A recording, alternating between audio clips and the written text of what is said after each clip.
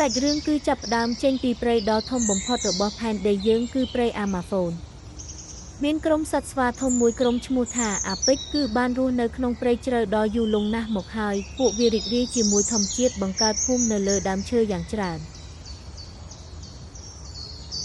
នៅក្រោមផ្នែកជ្រៅបំផុតនៃមហាសមុទ្រក៏ខ្សែឡាប់ភ្ញាក់ឡើងរំខានដោយសារការជីកយករ៉ែក្រោមទឹកខុសច្បាប់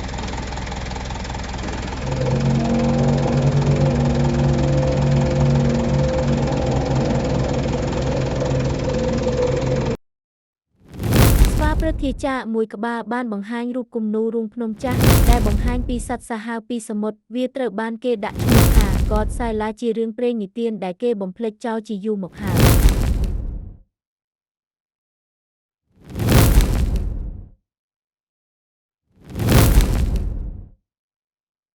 Godzilla ងើបឡើងចេញពីមហាសមុទ្រក្រហមដល់ជីវិតមនុស្សនិងសត្វផ្សេងនៅលើផែនដីសំឡេងឮយ៉ាងសាហាវពេញផ្ទៃមហាសមុទ្របង្កឲ្យមានរលកយក្សស៊ូណាមនិងការភ័យស្លន់ស្លោយ៉ាងខ្លាំង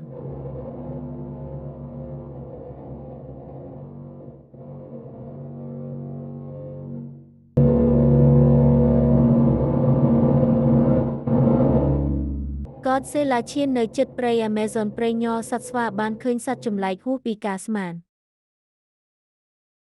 មេដឹកនាំស្វាកោះប្រជុំនៅប្រាសាទបុរាណមួយដើម្បីពិភាក្សាអំពីការគំរាមកំហែងដោយសម្រេចចិត្តការពារផ្ទះរបស់ពួកគេ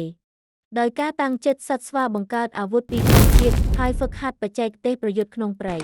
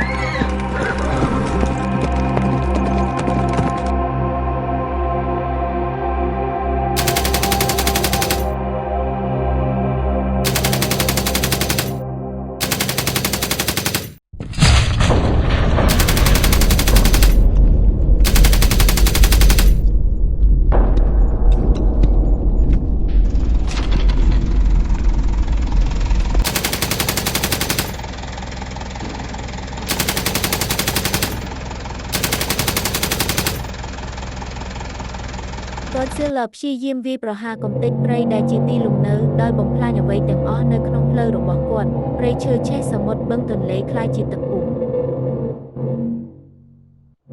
សត្វស្វាវាយប្រហារដោយភាពជាក់លាក់អន្ទាក់ការវាយឆ្មក់និងកំហឹងរបស់ធម្មជាតិបានបញ្ចេញវត្ថុបុរាណដែលលាក់ទុកជាគ្រឿងសឹកបុរាណដែលធ្លាប់ច្នៃដោយព្រះព្រៃត្រូវបានប្រគល់ជូនម្ចាស់ជើងឯកសត្វស្វាថ្មីមួយក្បាលដែលគេហៅគាត់អាពេចសត្វស្វាទទួលរងការខាតបង់យ៉ាងធ្ងន់ធ្ងរមេដឹកនាំរបស់ពួកគេធ្លាក់នឹងប្រឹងតស៊ូយ៉ាងខ្លាំងភាពស្ងៀមស្ងាត់រាលដាលពេញព្រៃ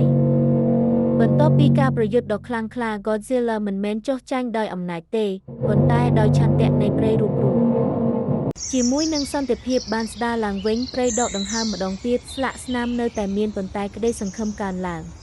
វាមានអនុស្សាវរីយ៍មួយឈរនៅក្នុងព្រៃជាការគោរពចំពោះអ្នកដែលបានប្រយុទ្ធនិងការរំលឹកអំពីតម្លៃនៃសង្គ្រាមអរគុណដែលបានទស្សនាវីដេអូដល់ចប់ សូមជួយចុច like និង subscribe ម្នាក់មួយដើម្បីទទួលបានវីដេអូថ្មី